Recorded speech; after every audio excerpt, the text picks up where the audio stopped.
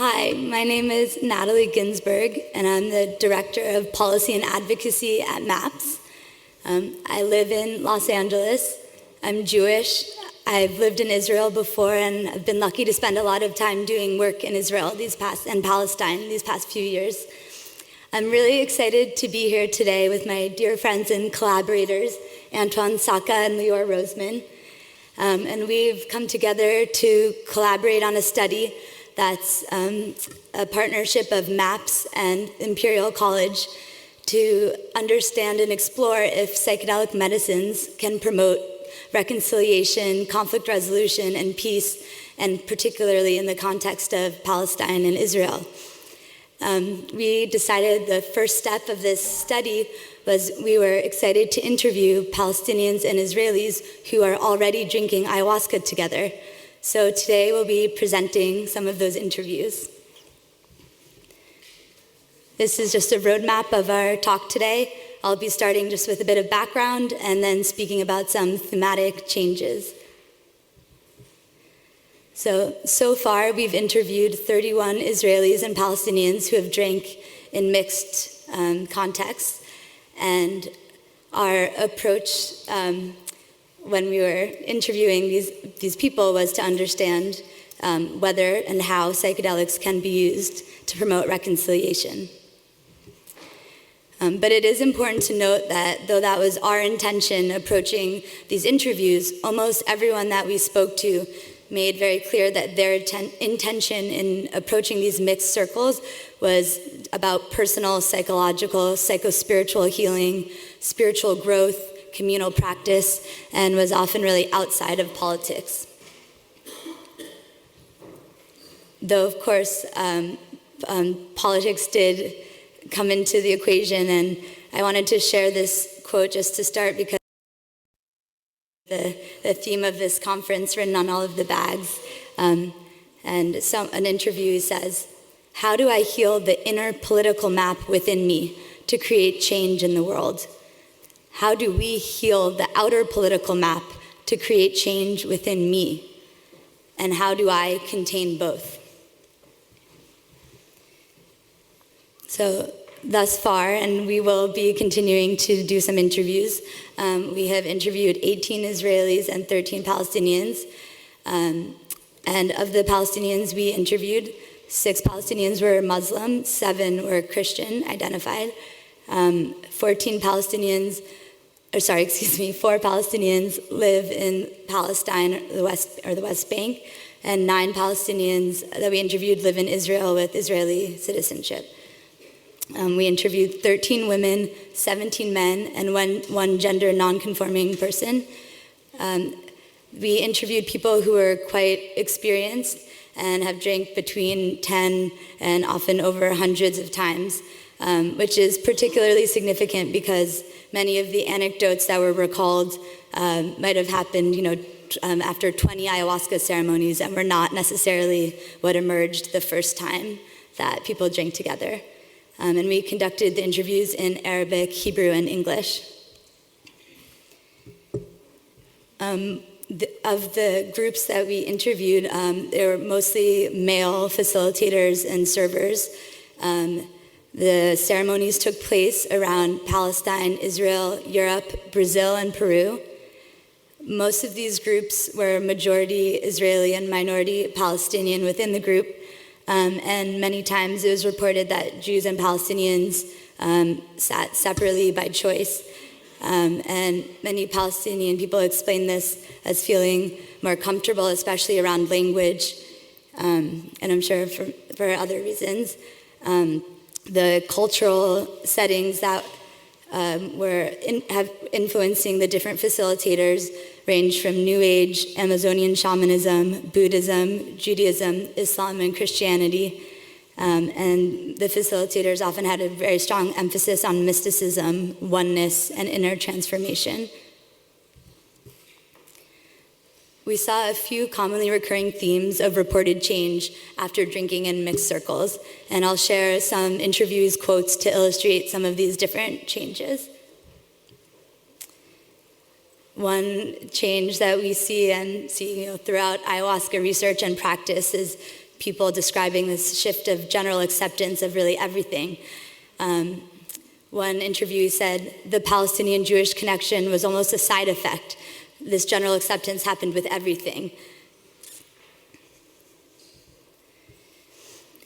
Another change that we continue to see was that people describe themselves as less activists politically. One Jewish woman who had been quite politically active before says, "I'm less activist politically because I less believe in it. I believe in softer work, less political, perhaps because I matured, maybe because of the medicine." And as a director of policy and someone who does consider myself an activist and is really interested in how psychedelics can help engage people politically and to be more active, this was really interesting for me to sit with it and hear people report. Many people said they stopped watching news as much, reading the newspaper, but many people also described their shift in activism, that now they saw themselves as more of an ayahuasca activist, and that their work to promote peace was through inner transformation. Many people also described shifts in political identity. One Jewish man says, "So it erased my left and right. This erased the definition of political identity because ayahuasca showed me the truth about me, about the world, about my relationships with people, about my relationships with the world. I saw from her that right and left is irrelevant. It made me see the world as people."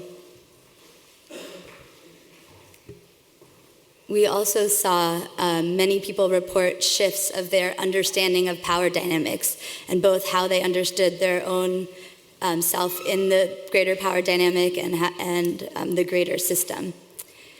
A Palestinian man said, "Let them stop feeling sorry for the Arabs so they will stop looking at it as an occupier and occupied.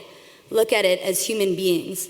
There's this part of the leftists who want to defend as if these are the weak and these are the strong. But I do not see it that way. I really do not see it that way. We do not lack strong people to deal with such situations, with difficult dialogues and with such things."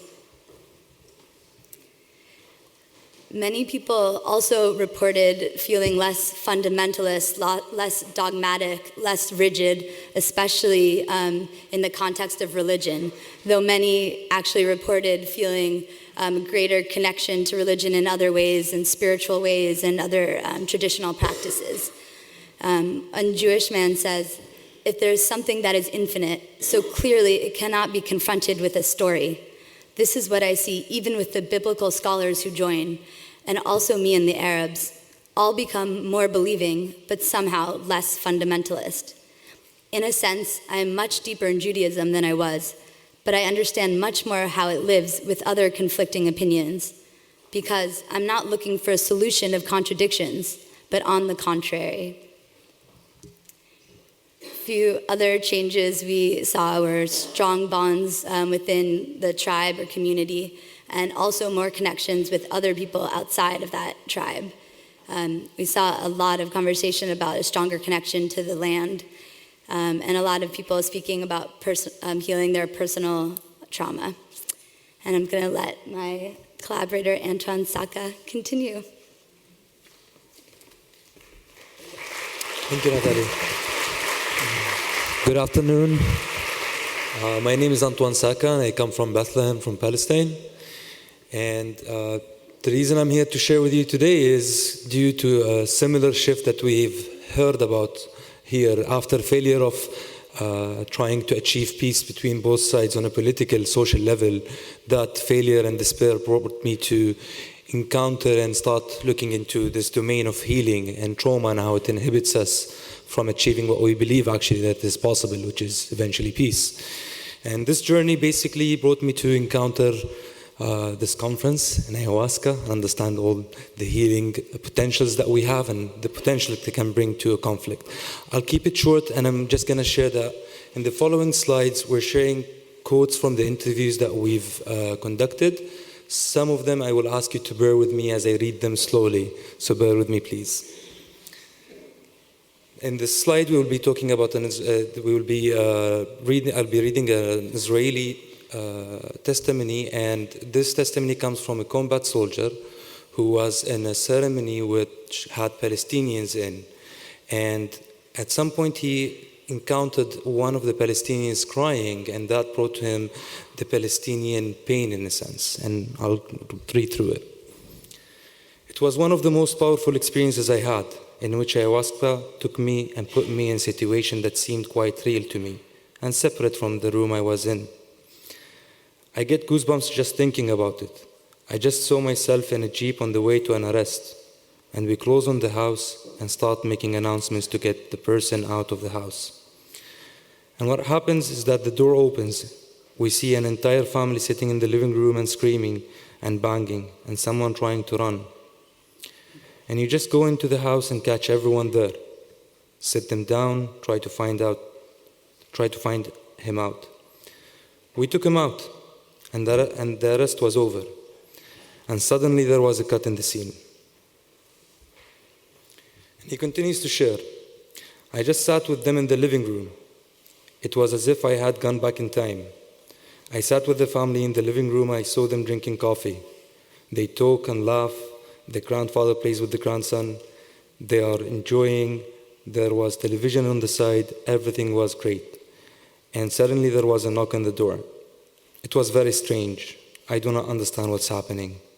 I see the person I'm supposed to arrest escaping the room, and then the grandmother or someone opens the door, and I just see myself like a Robocop with a ski mask. I see my eyes clearly. I look at me. I'm freezing from fear. I feel the heartbreak and intense fear in the room. I'm looking at myself and I cannot believe that I'm the person standing there. I look terrible. And I aimed the weapon. I really felt the hatred towards me being built. And it was a terrible experience. I saw me and my friends arresting the guy, and I took him out, and the door closed. And I stayed with them. I just see the family that is completely put into pieces. That at this moment, their world is shattered. I see the little brothers, and I'm sure we raised 3 generations of terrorists who will surely hate me, and maybe they will remember my eyes through the ski mask as the man who destroyed their life. And it completely broke me. I was really angry with myself and hated me and said, it does not matter, Israeli, Palestinian, whatever, I cannot believe I did it. After that vision that he experienced, that was full of pain, he asked to share a Hebrew Icarus that was focusing on his place on this earth. And as he shared that, it brought a release for him. And it brought a release within the group itself. The person shared that after that experience, he had grown his connection with the group of Palestinians that drank with him, and that he also left the army reserve and started to learn Arabic. And the next testimony, which is of an Arab-Israeli citizen, will be looking at the lens of intergenerational trauma encounter. The person that we've interviewed has grown in an Israeli system, in Israeli educational schools, and developed what one can say self-hating towards his own identity as an Arab and culture. And he shares, we came to a house that is supposedly Arab, but Jewish religious people lived here. We were 4 Arabs and all the rest dressed in white. Apparently religious people, and they sang song on the angels of Israel, biblical song.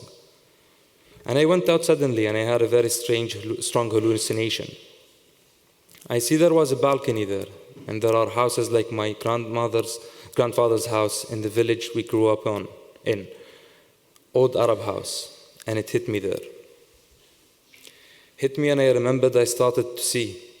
I saw the owners of the house in a hallucination. I saw an old man like my grandfather, an old woman like my grandmother with a scarf on her head. And I began to interview them. They were very good people, softened me with the things they were talking about. Mainly the women spoke to me. I know you studied in Israeli schools, and I know that you hate everything related to Arab culture and Arabs. and that you have anger, and that you have this and that.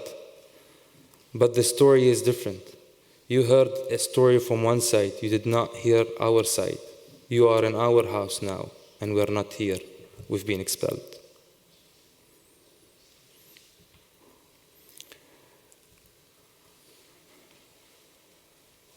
Again, just to point out something very small, looking at the last two testimonies, which is something that we see common within the space of conflict and within the space of healing, looking at pain, guilt, and shame, and the transformation of it. And in this case, this participant, after he had this vision to share also, he actually went back angrily to the session that he was in and started singing in Arabic in a disruptive way, where the shaman called him and gave him to sit next to him and started to sing to him in Arabic songs, and the other participants embraced it and they sang and danced with it. And after that experience, he actually started reconnecting to his Arabic identity and culture and tattooed something in Arabic that's related to his relation to the land. I will share a very small last trauma that's related to the other. It's a personal experience that I'm happy to share with you. I had a close Israeli friend and a partner, in my definition, a person who is willing to bring their power at service in solidarity of Palestinians. And this friend always, I knew that there was always the story of his personal encounter with trauma in his service. I never knew the direct story itself. And a day after a medicine experience that I had, in a meditative approach, I got the experience of getting into his body and basically going down and pointing and pulling the trigger. And that was, for me, a revelation of, even that if I knew the story on a cognitive way, that depth of understanding of what does it mean to step in the shoes of someone else through that experience is much more connected and more deeper than just a cognitive one. So, to touch on the land's trauma, I come from the Holy Land again, the land of traumas somehow. So this is, what I'm going to share is a testimony of an Arab woman, which we have seen that it is actually common. 3 other women shared similar experiences related to what you will see of a theme here. And she shares, "It was Yom Kippur, Day of Atonement, holiest day in Judaism. And out of me came an opening paragraph of the Quran. Another strong frequency got opened, and I understood how much pain was in Pachamama. Who hurts from how much red is in the country, how much blood, how much pain, and how much anger. When I sang it from a place of full presence. It was on the evening of the atonement. The vision was very strong, and after that I did not stop crying." And when we encounter those testimonies, we do encounter, to some extent, the shift or the insight that people share eventually out of such experiences. This is one of the women sharing, "She came to help us as 2 nations to live on the same Mother Earth. This earth is not for Jews or Palestinians. This is Mother Earth, a gift both sides look after. She enables, she hugs, so why do we do this?" And again, since we are in the auspice of ayahuasca and understanding the power of the healing, and coming from that space of conflict and the narratives that we're strangled in, we see the power of transforming those relations that are based on trauma and fear into relations of connection and love and honoring that seems to be healthier, at least on the long term. And here I want to invite my colleague Leor to share his part.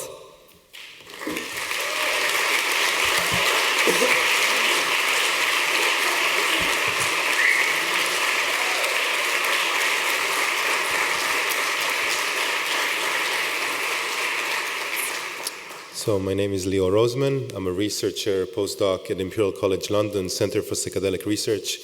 I've been a neuroscientist by training for the last 6 years, but now working mainly on this project. Going back to this idea of healing the trauma and connection to the land, these are the trauma and connection to the land are the main drives of Zionism. And it's an interesting thought to that idea of healing the traumatic part of Zionism. Zionism is a need for Jewish people to escape anti-Semitism, but increasing the connection to the land, but not necessarily a connection based on ownership, but a connection based on partnership with the land. So we'll talk about two main themes, all is one and peace starts from within, both experiences of people related to these themes and their beliefs and value system of the people we interviewed. So this is a vision one Israeli man had. I remember my first vision. It was a huge mountain. I saw what represented to me Moses, Jesus, Muhammad, Buddha, and more of these masters. Simply walking with many other dots to the point which is the peak of this mountain. That was the spirit of things. Everything appeared very universal. So this relates to ideas such as perennial philosophy or the idea that all religions lead to the same point. And you actually have a vision here that kind of is a good metaphor for this. And all is one in the group sense of the actually group that shares with you the session. You reach a point in which everybody really has one brain. So this talks about the unitive experience with the group, which is also a powerful experience for Jewish and Arabs to experience in the same space. But beside connection of oneness of the group, there's also a connection of togetherness. And many people, and most of the people we interviewed, reported a connection beyond culture. There were moments of love and open-heartedness that we are all together. There is no you're Jewish, Arab, Muslim, Christian. Everything was stripped. All this nonsense was out. And only acceptance and love were present. And that idea relates to parts of what is a ritual process, and maybe people know of the term communitas. Hannes would speak about it tomorrow in his talk, but communitas is an experience where kind of social hierarchies or power dynamics collapse for a moment and people experience each other on an equal term, and that's a common thing in the ritual process. But besides connection beyond culture, there was also connection based on culture and connection based on the otherness. And actually one of the stories we heard the most is connection based on music of the other. So here a Jewish person describes a group of Palestinians, a minority of 4 Palestinians usually that join a bigger group of Jewish people. And almost every retreat there is a moment in which they are comfortable enough to sing in Arabic. This is always an amazing moment. Suddenly you hear your most hated language by far, maybe the only language in the world that you really didn't like. And suddenly it sends you to light and love. It doesn't matter what is the song and what are the words. You are melting. That's it. This is our peace. So fear of language was quite a common thing that people talked about. And that connection to the other also brings with it the energy of expansion. So people describe as the group is expanding in this moment, and maybe also identities of each individual, the group expanding while he's able to connect to what was alien to him up to now. Another example of this, of a Muslim woman that's also facilitate ceremonies. She says that there's a social resistance towards anything that is Arab, whether it is language or it is human, though they love the hummus. So I want to bring it by singing from a frequency that will touch. They come to me and ask me, will you sing to us tonight? And she's kind of saying here that this is the same woman from the Yom Kippur that was reading from the Quran, but she was saying here that actually sometimes she does that on purpose. She brings that Arabic frequency into the space in order for people to connect to it. So music makes the people come together. But that's definitely a common theme, and Mendel spoke today about the hidden therapist and in music and in psychedelic therapy, and Mendel is an amazing friend and colleague, and we know that the music has a huge part in the healing process, maybe, and that kind of combination of psychedelic and music are powerful, and here we're suggesting that has a big part in the healing of relationships as well. So the music can be music to our own culture in that space of even mixed groups. The music of our own cultures serve a place of safety and belonging. For example, an Arab woman in the beginning wasn't very feeling safe in the space when there was a lot of Jewish music, but an Arab music allowed her to feel safe in that place. Connection to other culture is an example we gave before, the energy of expansion. Okay, really the expansion of the chest in the group. People are awakening in this moment. And universal music, universal is usually something from outside, usually indigenous, Amazonian, or Brazilian, Peruvian, or it can be music from India, but that allows a certain unity of the group on something from outside, so the universal connection. Also, another story we heard is of somebody who chanted a non-verbal or a pre-verbal chant. So he says he had a chant of his ancestors before any verbal communication was on this earth. And there are examples of non-culture, of Peruvian music and Jewish music sang at the same time to create a purposeful disruption in the cultural space to also shift things. So the cultural setting, definitely the main thing we heard was all is one and peace starts from within.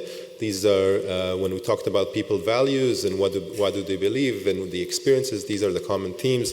And these, of course, are common things in our Western spirituality. We see here Dr. Bronner, who's supporting this conference and is the biggest funder of MAPS with a slogan, all one. And the Ayahuasca Conference with a slogan, an inner search for a better world, that kind of resonates with peace starts from within. So we'll talk about these both. All is one.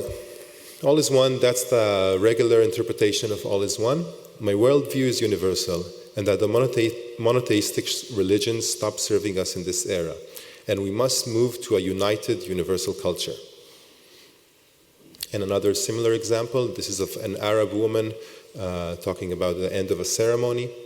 In the morning, the organizer said, "It's so nice to be able to do this work in a mixed group, that we have here also Arabs and also Jews." And for me at that point, she broke everything. Her intention was good, yeah?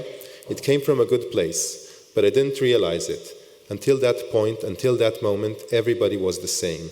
There was no difference. Everybody goes through a night which is difficult, and everybody in the morning hugs. And there's this energy that goes through. There is no difference. And the moment she said it, suddenly she created the difference again. And we believe that these two examples, which were very common, the kind of connection beyond culture, and there is no difference, are also related to pain that she, as an Arab woman, experienced most of their life in Israel, being identified always in a relationship of Israeli or Jewish and Arab, always holding that identity, but also a history of our world where differences were the causes for many pain in this world. But there's another take on all is one, which is a pluralistic take. The beauty in the difference. We are not all the same. Who said we should be all the same? The beauty is in the difference and diversity of different languages, the different frequencies. It is all physics. Everything has a wavelength. The Arab letters have a wavelength, Hebrew has a wavelength, English has a wavelength, you're a wavelength, I'm a wavelength. There are endless wavelengths. And the merging of all the wavelengths, there is the one which encompasses all colors. So the metaphor here is of a rainbow, and we can think about it as an inverted prism, where the uniqueness and the color of each person, let's say in the group, is expressed. Then the one would become fuller, and people talk about the full becomes fuller, and encouraging people to bring their own voice in the space, actually to create a stronger one. And again, the rainbow, the arco-iris is an example for this. Iris was a Greek goddess she was a messenger between humans and the gods, and she did that with the rainbow. So again, the rainbow represents the connection between the earthy and the divine. Peace starts from within. So an inner search for a better world. So we have a few examples on this belief. So we heard a lot of this thing. Focus on yourself and make inner peace with yourself first. The peace starts within us. Each one will do the peace within himself. That is peace. And that's similar to something that the Dalai Lama said. And that was very common. But what we're worried a bit that sometimes this can become dogmatic. And when this becomes dogmatic, a person can just stay with himself and stay with the within. So peace continues between.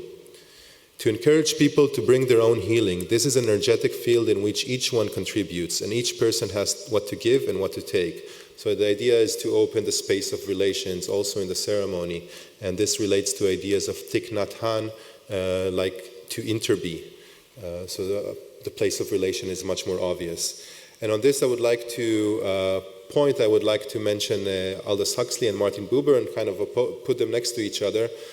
Aldous Huxley, before he took any psychedelic, wrote Perennial Philosophy, which is probably one of the most influential books on Western spirituality, where the focus is on the withinness and the oneness and the idea that all religions have this kind of same shared experience. Martin Buber suggested another way to look at things, with a focus on the betweenness and the saying that the divine is in the relation itself. In that sense, a connection cannot never be between one and himself. So he puts a dual place, emphasizing both the need to have a strong and unique I, and both the need to have a strong and unique you in every relationship, and every relationship have that touch of the divine. And his take on mysticism is always a connection to a spirit, the great spirit, the highest you, but never a fusion with it. And I think it relates to what Rachel Harris talked yesterday about the connection with Mother Ayahuasca that even might heal attachment problems. So can ayahuasca promote peace? We believe that yes, but it will take time and there's lots of things on the way and obstacles on the way. When we ask our participants, their interviewees, can they promote peace? They all said yes, definitely. When we ask how, many of them said the common theme was if you give it to politicians, which is obvious. So for the future, we have like few ideas. There are a few prophetic visions. One queer shaman said he had a vision of the third temple being built, being a binational temple, allowing all people to pray there. But also another woman shaman said that she saw a vision of the Al-Aqsa Mosque on fire and war continues forever. So we don't know. Financial support, and much more than financial support, by Moshe Tov Krebs was here in the crowd somewhere, and he was also a pivotal point.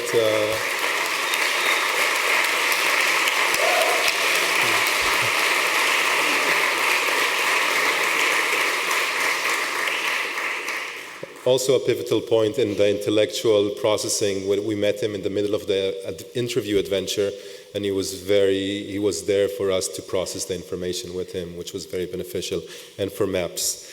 That are much more than financial support as well. And for Rick and Robin for supervising, and for the community for being brave enough to open with our stories, and the trust that they put in us of sharing this. Thank you.